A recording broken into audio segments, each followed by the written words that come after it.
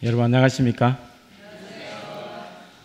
성경 말씀 창세기 1장 27절 말씀을 다 함께 찾아보겠습니다. 앞에 화면이 준비되어 있습니다. 굳이 안 찾으셔도 됩니다. 우리 다 함께 봉독하겠습니다. 시작. 하나님이 자기 형상 곧 하나님의 형상대로 사람을 창조하시되 남자와 여자를 창조하시고. 오늘 제 설교의 제목은 인격적인 신앙입니다.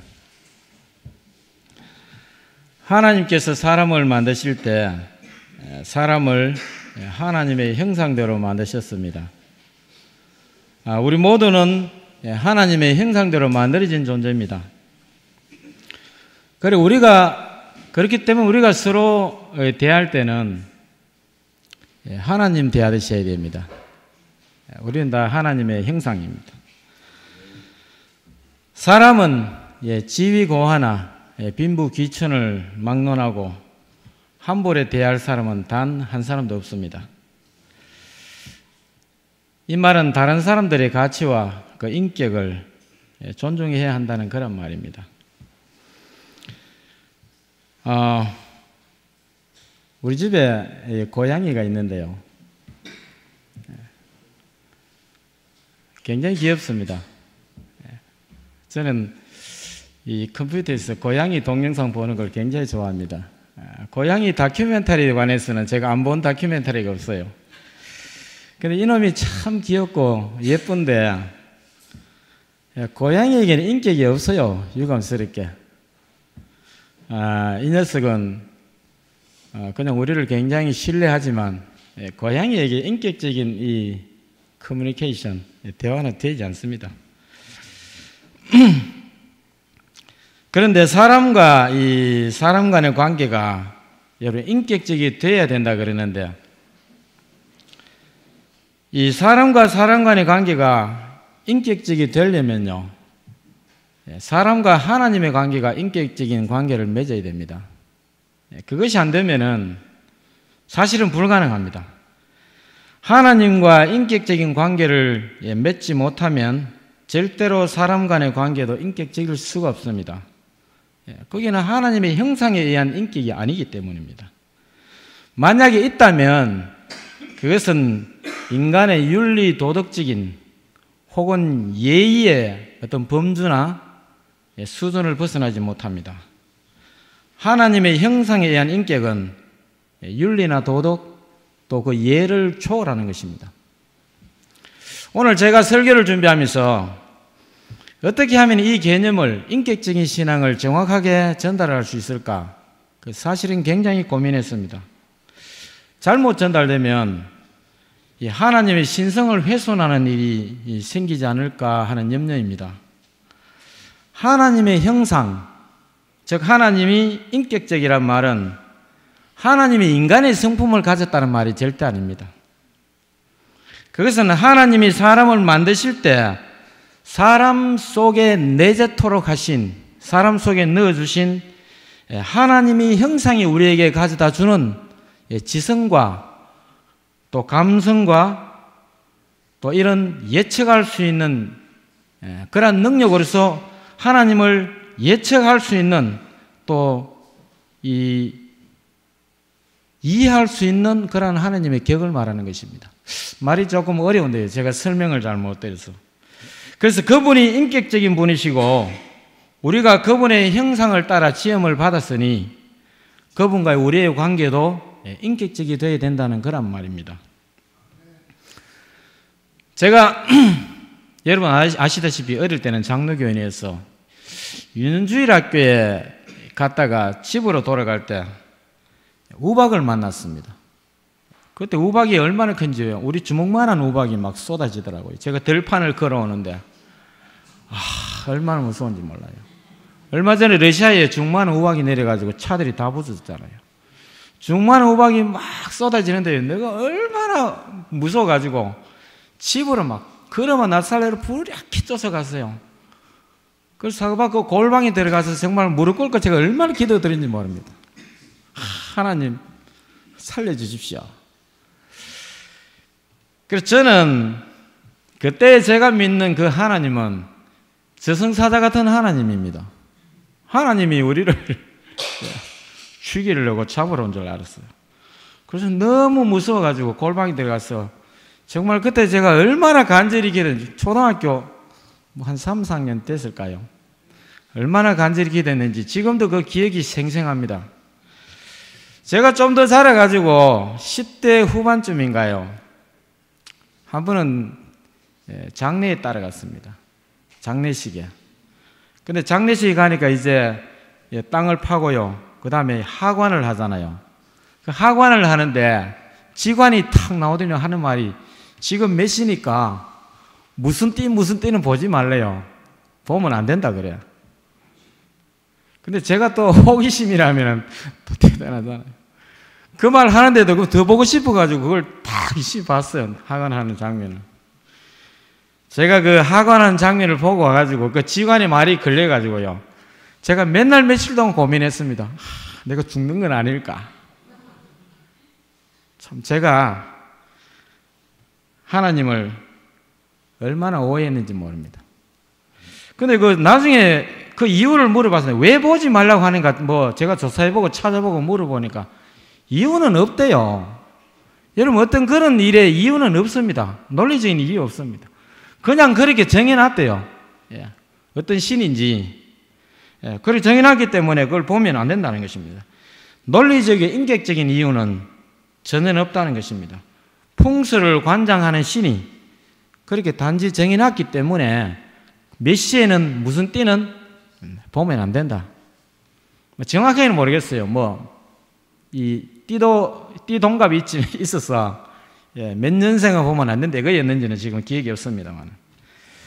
그래서 여러분, 우리가 하나님을 어떤 분으로 믿느냐 하는 것은 굉장히 중요합니다. 왜냐하면 그것이 우리의 건강과 생활, 더 나아가서는 우리의 인생관, 가치관, 세계관을 바꿔놓기 때문입니다. 여러분은 어떤 하나님을 믿습니까? 그리고 이 세상 사람들은 어떤 하나님을 믿고 있습니까? 그런데 하나님은 한 분이신데 사람들이 믿는 하나님을 각각 우리가 조사해 보면 하나님이 각각 다른 것 같아요.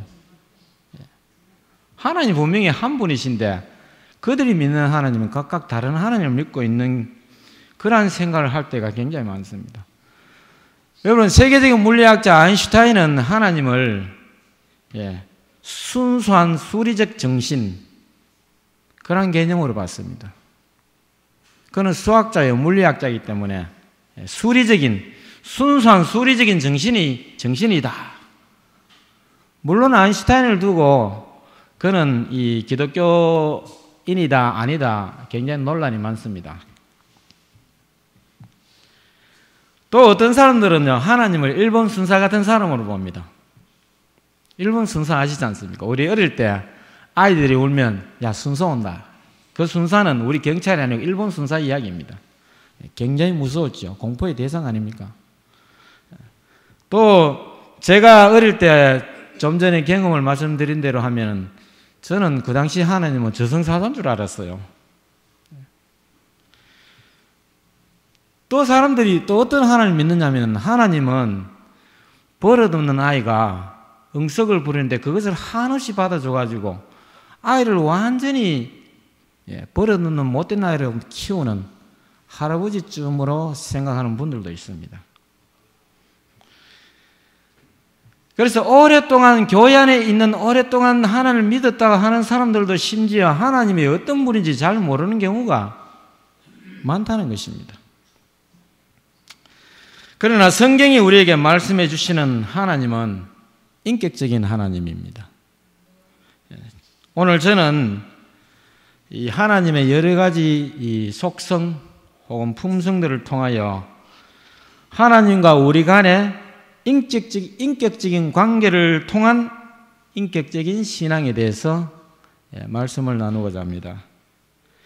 하나님과 인격적인 관계를 맺기 위해서는 하나님이 어떤 분인지 우리가 알아야 됩니다.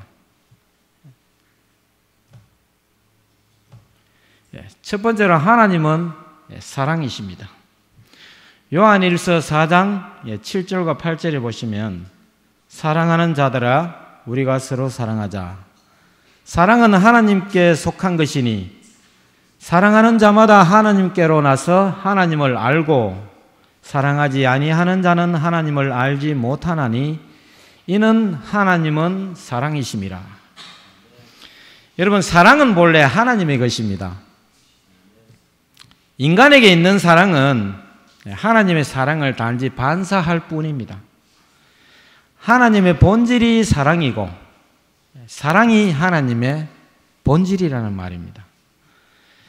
이런 하나님은 성경 속에서만 만날 수 있는 여호와 하나님 한 분밖에 없습니다. 여러분, 다른 종교에서도 자비를 말합니다. 자비를 다른 말로 하면 사랑이죠. 그러나 자비의 원뜻이 그런 것이 아니라 우리가 성경에 말하는 사랑은 하나님 쪽에 의한 하나님의 본질적인 사랑이지만 자비는 인간 간의 사랑을 더 강조하고 있습니다. 인간이 인간에게 이 자비를 베푸는 그런 개념이 훨씬 강하다는 것입니다. 그러나 성경은 분명하게 말합니다. 하나님을 알아야지 인간을 사랑할 수 있다고 합니다. 왜냐하면 사랑은 인간의 것이 아니라 하나님의 것이기 때문입니다. 즉 사랑은 인간에 속한 것이 아니라 하나님께 속한 것입니다. 두 번째로 하나님은 사람을 긍휼히 여기시는 분이십니다.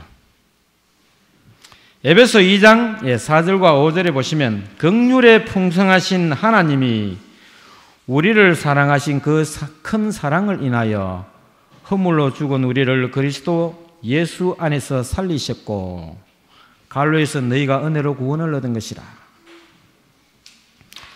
여러분, 성경이 말하는 긍휼은 어떤 신이 중생을 불쌍히 여긴 것과는 차원이 다른 긍휼입니다. 이 세상의 대부분의 이 종교의 구원가는 적선입니다. 적선. 적은 쌓을 적자고 선은 착할 선자죠.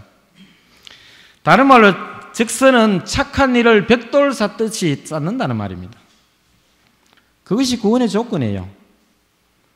그러나 성경이 말하는 구원은 하나님의 은혜에 의한 구원입니다. 우리가 무슨 착한 일을 많이 한다고 구원받는 것이 아니라 전적으로 하나님의 은혜에 의한 구원입니다. 그래서 성경은 구원을 선물이라고 합니다. 그럼 여러분, 적선으로서 사람이 착해질 수가 있습니까? 혹은 구원받을 수가 있습니까? 그래서 스스로 구원을 인간은 성취할 수가 있습니까? 성경은 한마디로 그것이 불가능하다고 합니다. 여러분, 성철스님이 말년에 산은 산이고 물은 물이로다 그런 말씀을 하셨어요. 여러분, 산은 산이고 물은 물이라는 말은요, 아무리 수행자가 수행을 거쳐도 여전히 죄인은 죄인 그대로 있다는 말입니다. 성철 스님은 마지막에 그것을 탄식으로 말씀하셨어요. 나 성철이 아무리 수행하는 그런 과정을 겪어도 수행을 해도 나 성철의 죄는 죄 때문에 그대로 남아있구나라는 그런 탄식적인 말입니다. 대중들은 그것을 별로 뜻도 모르고 그냥 뭐 되는 말인 줄 알고 그런 짓거리입니다. 그래서 인간은 스스로 구원을 받을 수 없는 실존적인 존재라는 것을 고백한 그런 말입니다. 인간의 실존적인 존재가 스스로 어떻게 자기의 구원을 만들 수 없는 그런 존재에 불과하다는 것입니다. 그래서 성경은 하나님의 긍휼을 말씀하고 있습니다. 성경이 말하는 하나님의 긍휼은 인간의 실존적인 존재가 그런 존재이기 때문에 나온 말입니다. 긍휼하신 하나님만이 스스로 구원받을 수 없는 존재인 인간을 구원하실 수 있다는 말씀입니다. 여러분, 사람이 이것을 깨닫지 못하면 율법을 가지고 흥정하게 됩니다. 율법을 가지고 흥정을 해요. 여러분, 그 다른 말로 하면 그거랑 쉽게 말해서 그겁니다. 하나님, 내가 이것을 하면은, 혹은 내가 좀 착하게 살면 구원받을 수 있겠습니까? 라는 흥정입니다. 이걸 또 다른 말로 하면 율법주의라고 하지요.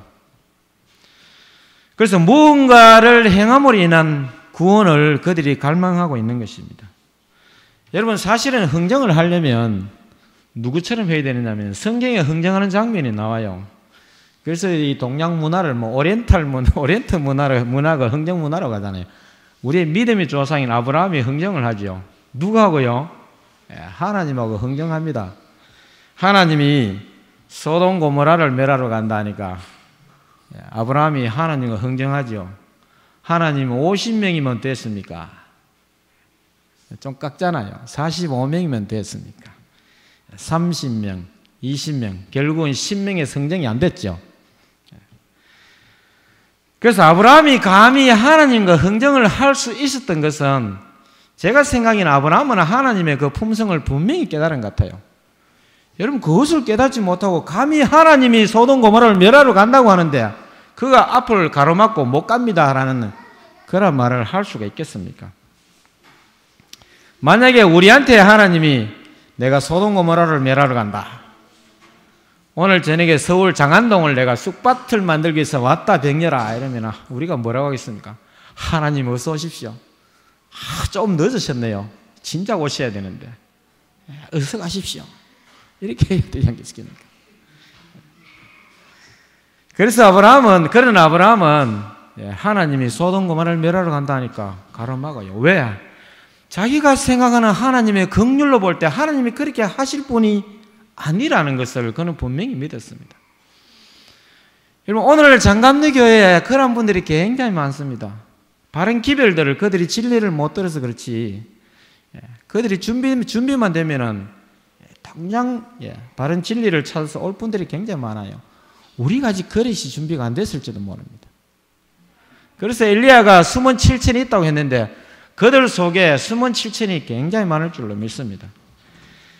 여러분, 아브라함은 분명히 하나님의 이 마음을, 그 품성을 분명히 깨달은 사람이었습니다. 그래서 아브라함을요, 믿음의 조상이라 하죠. 아브라함 믿음이 별로 사실 없었어요. 아브라함이 하나님의 아들 준다니까 웃었잖아요. 그러니까 하나님 너 왜 웃냐니까 내가 안 웃었습니다. 그러니까 네가 웃었느니라 이럽니다. 그 아들 이름이 이삭이 웃음이잖아요. 세 번째로 하나님은 신실하신 분입니다. 신명기 7장 9절에 보시면 그런즉 너는 알라 오직 내 하나님 여호와는 하나님이시요 신실하신 하나님이시라. 그를 사랑하고 그 계명을 지키는 자에게는 천대까지 그 언약을 이행하시며 인애를 베푸시되.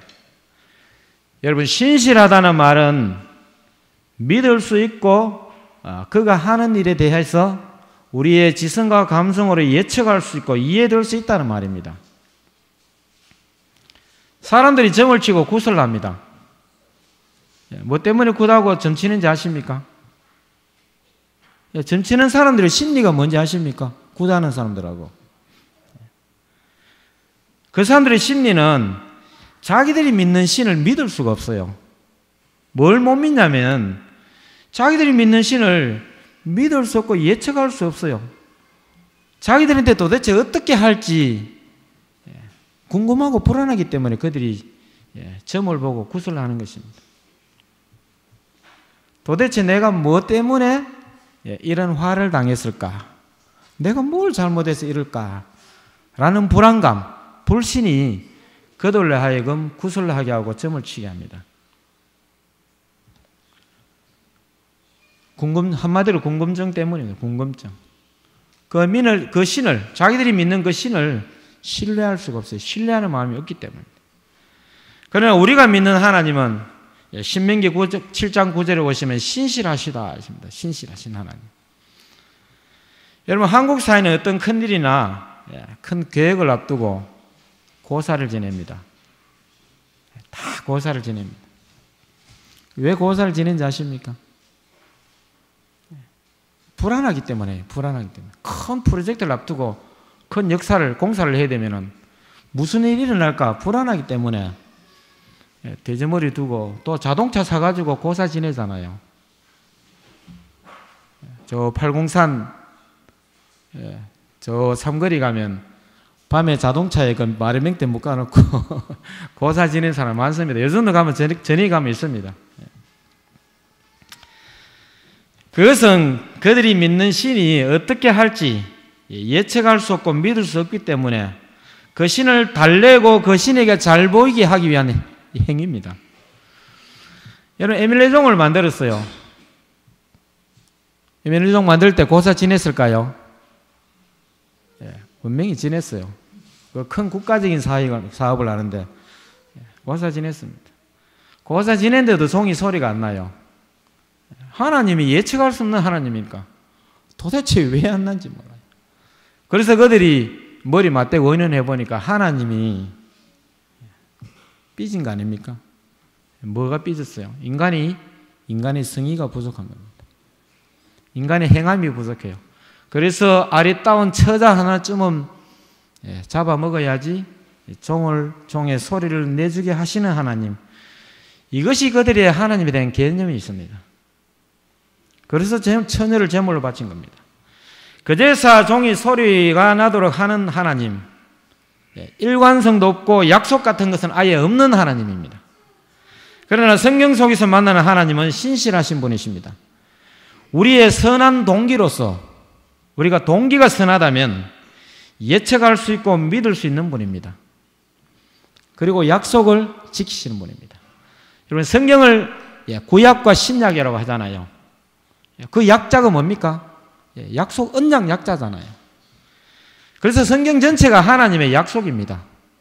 성경 전체가 하나님의 약속이니까 하나님은 신실하신 분, 약속을 지키시는 분입니다. 네 번째로 하나님은 거룩하고 공의로우신 분입니다. 이사야 5장 16절에 보면 오직 만군의 여호와는 공평함으로 높임을 받으시며 거룩하신 하나님은 의로우심으로 거룩하다 함을 받으시리니. 여러분, 가면무도회가 오페라로 창작되기도 하고 또 상류층의 고급 사교 모임으로 통합니다. 그런데 가면무도회의 진짜 그 원조는 어디서 나왔냐면은 고대 근동의 블레셋에서 나왔습니다. 블레셋 사람들이 가면을 쓰고 무도회를 합니다.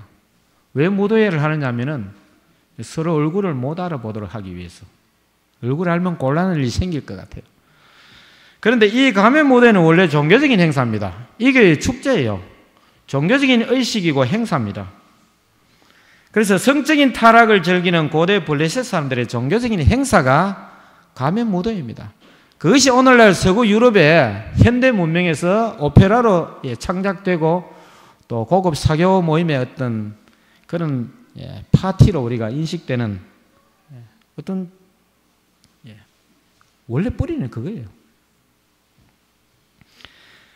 그래서 거룩하고는 거리가 먼 그런 종교 집단입니다. 그런 하나님이에요. 그들이 믿는 하나님이. 여러분, 절에 가면 절 입구에 무시무시한 얼굴을 하고 서 있는 상을 보셨어요? 그게 누군지 아십니까? 그게 사천왕입니다. 사천왕은 사천이란 말은 네 개의 하늘이란 말입니다. 동서남북의 하늘을 지키는 하나님입니다. 그들이 대부분 들고 있는 칼이죠. 그 다음에 어떤 그 사천왕은 비파를 들고 있고 어떤 사천왕은 용과 예의주를 들고 있죠. 또 한 사천왕은 삼지창, 삼지창 알죠? 이렇게 긴 삼지창. 그래서 어쨌든 그 사천왕의 그 형상을 보면 눈이 밖으로 튀어나올 듯이 부르던 눈입니다. 눈썹을 위로 치켜 올라가고요. 입은 빨갛게 확 벌리고 무엇을 잡아먹을 듯 하죠. 그 절에 들어가면 굉장히 섬뜩한 생각이 처음에 딱 듭니다. 그죠? 여러분, 거기 왜 있는 줄 알아요? 사천왕을 왜 씌워놨어요? 사천왕은 원래 고대 인도의 이 귀신들의 왕입니다. 고대 인도의 귀신들의 왕인데 불교의 신으로 받아들였죠. 사천왕을 거기에 왜 시안하냐면은 인간의 행위를 판단하고 벌 주기 위함입니다. 인간에게 벌 주는 하나님입니다. 그래서 뭐를 들고 있어요? 칼을 들고 있잖아요. 긴 칼을 들고요. 아주 무서운 형상을 하고 있잖아요. 용과 예의주, 그 다음에 삼지창 이런 것들이 인간의 행위를 판단하고 벌 주기 위함입니다. 그런데 이 귀신의 왕인 사천왕의 그 심판은 사실 판단 기준이 별로 없어요. 자기가 틀을 놓아놨는데 단지 인간이 어디에 걸렸어요? 그 틀에 걸린 겁니다. 여러분 산에 멧돼지 틀을 놔요. 틀에 멧돼지가 걸렸습니다. 짐승이, 산짐승이. 그 짐승이 운이 나빠 걸렸어요. 그 짐승이 뭐 잘못했어요? 예, 다른 돼지는 안 걸렸는데요. 틀에 걸린 거예요. 그래서 사천왕이 주는 그 벌은 어떤 인간의 이 하나님의 형상이 주는 어떤 지성과 감성으로 이해될 수 없는 이유 없는 벌입니다. 내가 잘못 걸린 거예요. 그래서 틀나는데 걸렸다는 겁니다. 뭐가 틀이에요? 왜 틀이 아닙니까? 틀이 아니냐면은 무슨 때는 몇 시에 보지 말라는 그게 틀이지 뭡니까? 그 이유가 있어요. 근데 물어볼 이유는 없어요. 단지 그는 함정입니다. 빠졌기 때문에 벌 주는 거예요. 그래서 거룩하고 공의로운 하나님과는 완전한 거리가 먼 그런 하나님이십니다. 이교의 신들은 이렇게 거룩하고는 거리가 먼 신들입니다. 그래 우리가 믿는 하나님은 인격적이고 거룩하신 분입니다. 여러분 우리가 지옥이 있다 없다 그래서 영혼 불멸세에 대해서 공부를 많이 합니다. 여러분 이건 교리적인 문제가 절대 아닙니다. 이것은 이 교리적인 문제를 따지기 전에 이 거룩하신 하나님 품성에 맞춰 봐도 우리가 당장 이해가 가는 말씀입니다. 인생이 길어봐야 8, 90년 혹은 7, 80년인데 그 죄가로 인해서 영겁의 세월을 죽지도 않고 유황불에 탄다면 그 하나님이 짐승 같은 하나님이고 짐승이 인이 아니겠습니까? 여러분 불교에서 시간을 재는 단위가 겁입니다. 겁. 1겁은 뭐냐면은 가로 세로 40리 높이 40리 되는 바위입니다. 그 바위를 천사가 위로 날아다니면서 옷자락으로 스쳐가 다 닳는 시간이 1겁입니다. 그리고 영겁의 세월은요 여러 가지 설이 있지만 그 시간 재는 단위 설명에 그런 설도 있습니다. 그래서 그 바위가 닳는 게 1겁인데 영겁의 세월 동안 죽지 않는다면 그게 무슨 짐승 같은 하나님이죠. 그래서 신실하다는 말은 죄송합니다. 하나님이 하시는 일에 대해서 우리가 예측할 수 있고 믿을 수 있는 그러한 하나님의 품성을 말하는 것입니다. 시간이 많이 가는 것 같네요. 다섯 번째는 하나님은 선하신 분이십니다. 시편 136편 1절에 보면 여호와께 감사하라. 그는 선하시며 그 인자하심이 영원함이로다. 저는 여러분 성경을 읽다가 이해 못하는 부분이 있었어요. 어느 장면이냐면 아브라함이 이삭을 모리아산에서 제물로 바치는 장면입니다. 제가 그것을 청년 시절에 읽다가 우리의 믿음이 그 정도쯤 돼야 구원을 받는다면 진짜 제가 딜레마에 빠졌습니다. 자기 아들을, 그때는 제가 아들이 없지만 자기 아들을 산에 가서 칼로 잡아서 제물을 드려야 되는 믿음쯤은 돼야 우리가 구원을 받는다면 도대체 그 하나님 우리가 믿어야 되는가? 하나님이 감히 지시하시는데 거절해야 될까? 라는 그런 딜레마입니다.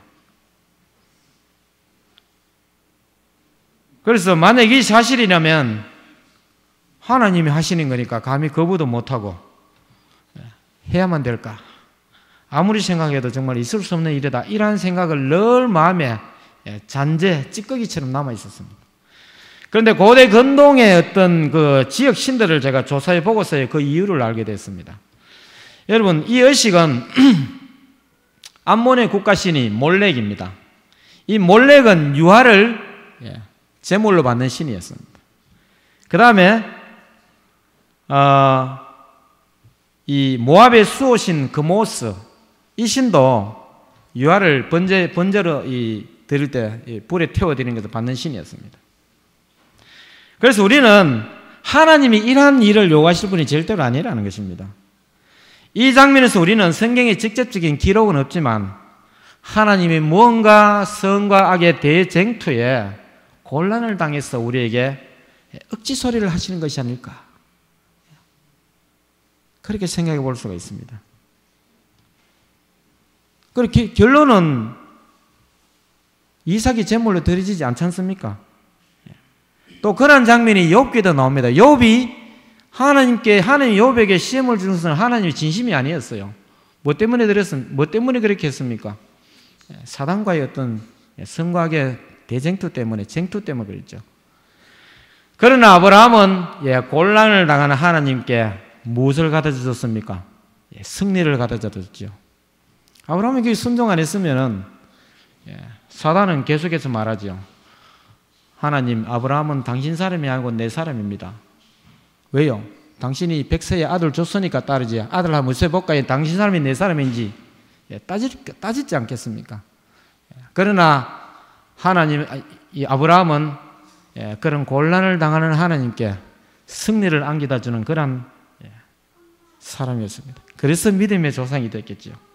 결국 이삭이 아니라 가시덤불에 걸린 어린 양이, 수양이 제물로 바쳐지지 않습니까? 여러분, 그 양은 누구를 표상합니까? 그 양은 어린 양, 예수님을 표상하죠. 또 그 다음에 그 가시덤불은 누구를 상징합니까? 사단이죠.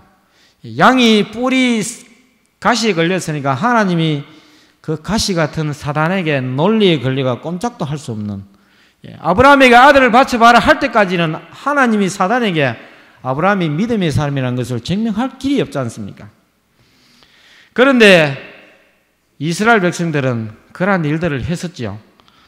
열왕기하 17장 17절에 보면 또 자기 자녀를 불 가운데로 지나가게 하며, 그들이 자녀를 불 가운데로 지나가게 하는 그런 우상을 섬겼어요.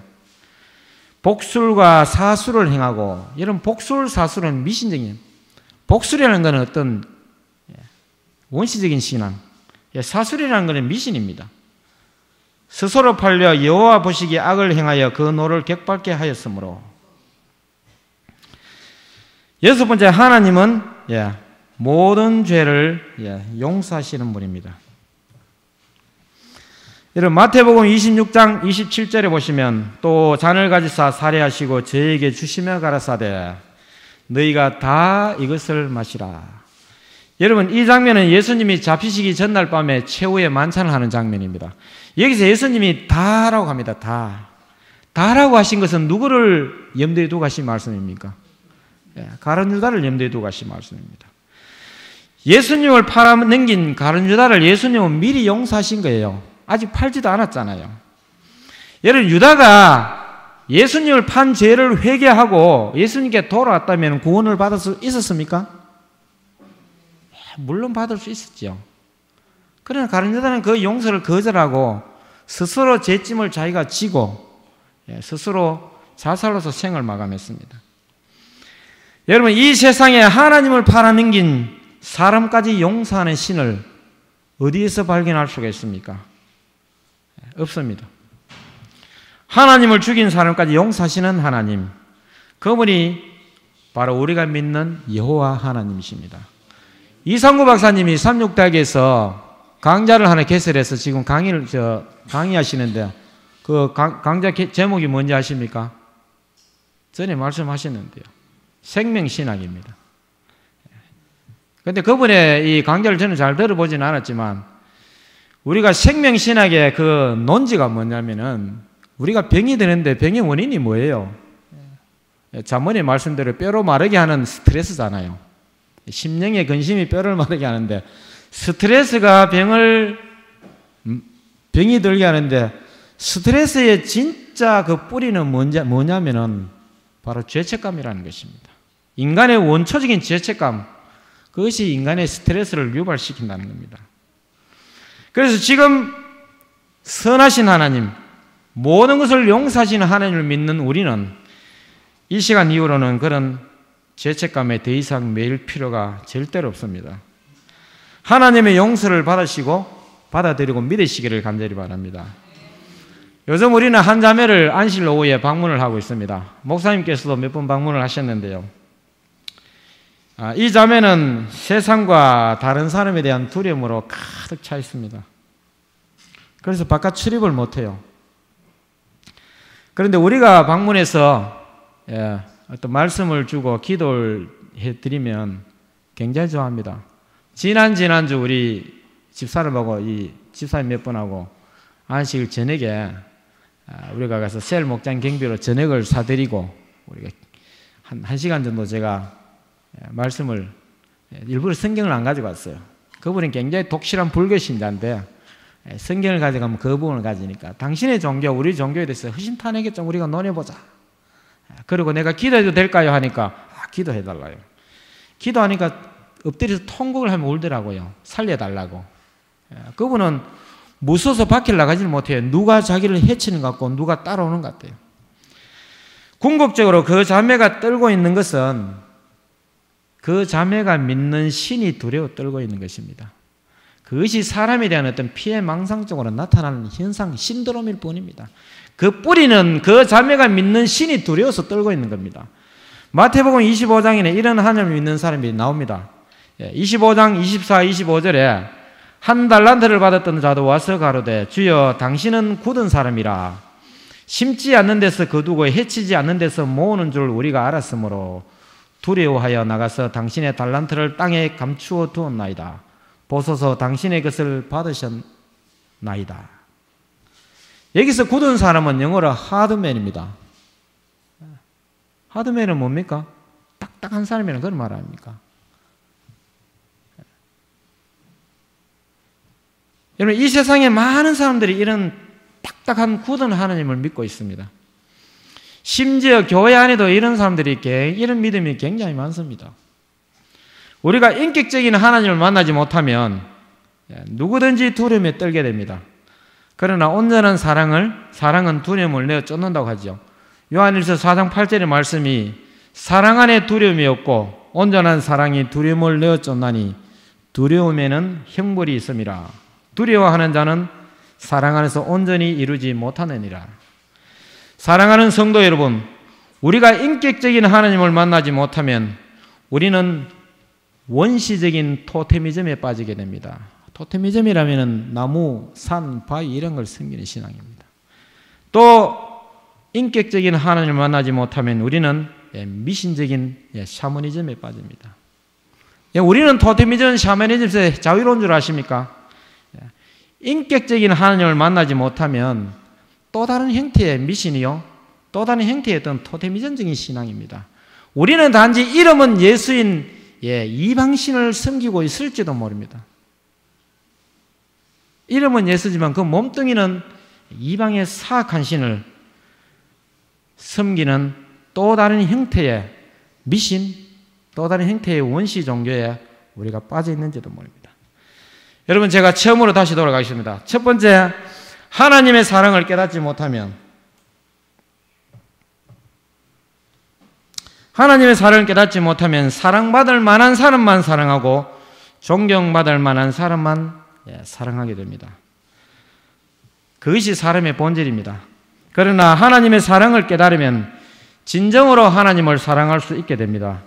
이때의 사랑은 혈육과 이해관계와 또 대가를 바라지 않는 무조건적인 사랑입니다. 사랑의 대상이 아무리 비천할지라도 상관이 없는 하나님에 의한 사랑입니다. 두 번째로, 긍휼하신 하나님을 만나지 못하면 인생은 무거운 짐이 그를 억누릅니다. 율법이 주는 압박감입니다. 그는 늘 무언가 해야 되는 강박관념에 사로잡힌 인생을 살아야 됩니다. 그러나 하나님의 긍휼을 깨달은 사람은 하나님의 은혜 안에서 진정한 자유를 누리는 것입니다. 세 번째로, 신실한 하나님을 만나지 못하면 사람은 두려움에 떨고 담대하지 못하게 됩니다.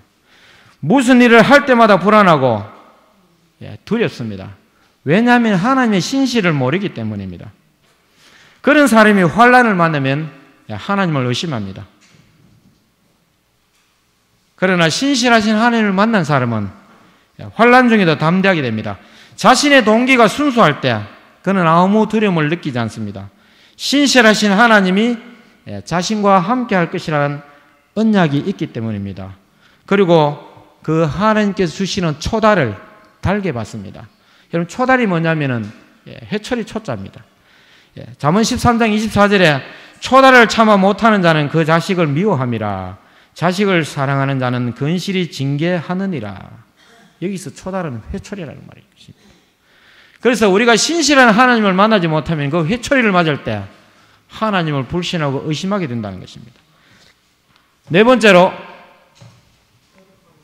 하나님의 공의와 거룩하심을 경험하지 못하면 사람은 자기 자신만의 구원을 위한 신앙에 머물게 됩니다. 자기 자신도 구원하기가 벅차다는 것입니다. 그러나 하나님의 거룩함을 경험한 사람은 진정으로 그 하나님을 선전하는 선교에 불타는 사람이 될 수밖에 없습니다. 그런데 사람들이 선교를 굉장히 오해합니다. 선교는 교리 공부를 시켜가지고, 선교는 교리 공부 시키고 침례받게 하는 거로 착각하는 사람들이 굉장히 많습니다. 그런데 여러분, 사람들이요, 자기 친구가 너무 좋으면 다른 친구한테 그 친구 이야기를 어떻게 해요? 좋게 이야기하지요. 선교는 사실은 이와 같은 것입니다. 우리가 하나님을 바로 인격적으로 만나면 그 하나님을 다른 사람에게 전할 수밖에 없습니다. 그것이 선교입니다. 나쁜 친구는 나쁘게 말하고 좋은 친구는 좋게 말하듯이 좋으신 하나님을 만나니까 그 하나님을 다른 사람에게 좋게 말한 것, 이것이 선교고, 이때의 선교는 억지로 하는 것이 아니라 자발적인 선교입니다. 여러분, 선교에서 5분 선교를 통해서 혹은 목사님이 셀 목장의 강조를 통해서 하라는 선교는 억지로 하는 선교입니다. 오늘 우리가 교과 공부할 때 한 집사님이 우리가 영화처럼 억지로 전도지 돌리고 하니까 이런 말씀하셨어요. 이런 선교가 아니라 정말 우리가 인격적인 인격적인 어떤 교제를 통해서 만난 그 하나님이 너무 좋기 때문에 그 하나님을 다른 사람에게 전하는, 선전하는 일, 이것이 선교라는 것입니다. 그런 사람은 하나님께서 부르실 때 기꺼이 응답하고, 비록 하나님이 아골골짝 빈들에도 가라고 하실 때 복음을 들고 찾아갈 수 있는 믿음의 사람이 될 줄로 믿습니다. 다섯 번째, 하나님의 진정한 선하심을 경험하지 못하면 사람은 도둑놈자가 됩니다. 그러나 하나님의 진정한 선을 경험한 자는 더 이상 세상의 도덕과 윤리로서 선악을 판단하는 도덕론자가 아니라 도덕을 초월하는 하나님의 말씀의 정신으로 돌아갑니다. 여러분, 궁극적으로 선한 것은 도덕적인 것이 아닙니다. 궁극적 선함은요, 하나님의 말씀이에요. 하나님의 말씀이기 때문에 선하고 하나님의 말씀이 선한 것입니다. 우리는 그것을 깨닫지 하나님의 선을 진정으로 경험하지 못하면 우리는 도덕론자로 돌아가요. 도덕적으로 선한 것이 선한 줄 알지만 하나님의 선은 도덕을 포함하지만 수용할 수 있는 도덕을 초월하고 도덕과 윤리와 우리의 어떤 이 세상적인 어떤 기정사실을 초월하는 그런 사실입니다. 그리고 때로는 이해할 수 없는 일을 당할 때도 하나님의 선하심을 의심하지 않습니다. 우리의 눈에 보이지 않는 하나님과 사단 간의 선악 간의 대쟁투를 이해하려고 합니다. 여섯 번째, 하나님의 용서를 경험하지 못하면 사람은 늘 마음이 섭섭합니다. 그러나 하나님의 용서를 경험한 사람은 핍박과 억울한 일을 당해도 마음의 평정을 잃지 않게 됩니다. 교회가 그를 섭섭하게 하고 성도들이 그의 마음을 섭하게 할지라도 그는 절대로 섭섭하게 하거나 교회를 떠나지 않습니다. 하나님의 용서를 경험하지 못하기 때문에 그 섭섭함을 극복하지 못하고 교회를 떠나는 것입니다.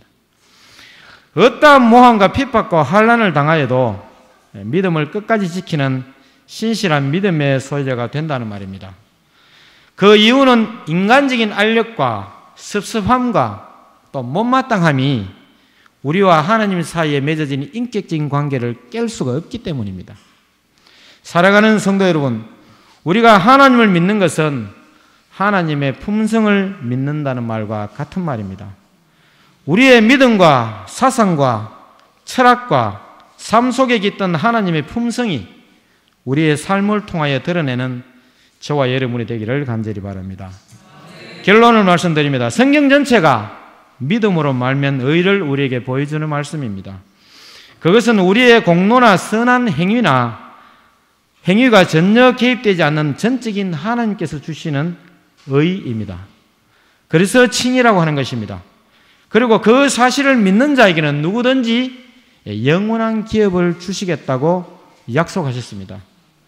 우리의 선한 행위는 우리가 선하기 때문이 아니라 하나님의 사랑, 긍휼, 신실하심, 또 거룩하심, 또 선하심, 마지막으로 모든 것을 용서해 주시는 하나님의 용서가 주는 능력입니다. 그것을 믿게 되기를 간절히 바랍니다.